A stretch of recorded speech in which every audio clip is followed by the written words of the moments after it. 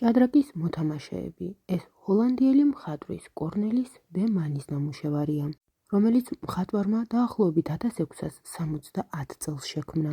ტილოზე მხატვარმა ჭადრაკის მოთამაშე ქალბატონი და მამაკაცი გამოსახა.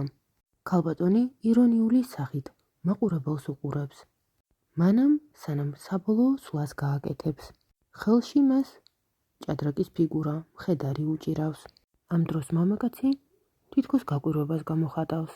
მან იცის, რომ ჭადრაკის ეს პარტია წააგო და ელის როდის გააკეთებს ქალბატონი საბოლოო სვლას.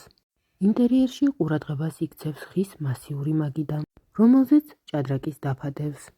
ამგვარ მაგიდებს უმეტესად მუხის მასალისგან ამზადებდნენ.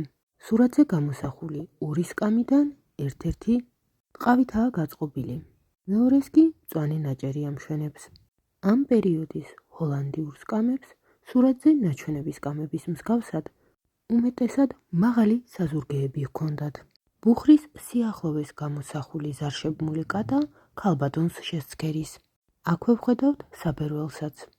კედელზე სიმებიანი მუსიკალური საკრავი, ციტრაა ჩამოკიდებული. კორნელის დე მანის ეს ნამუშევარი ბუდაპეშტის სახვითი ხელოვნების მუზეუმში ინახება.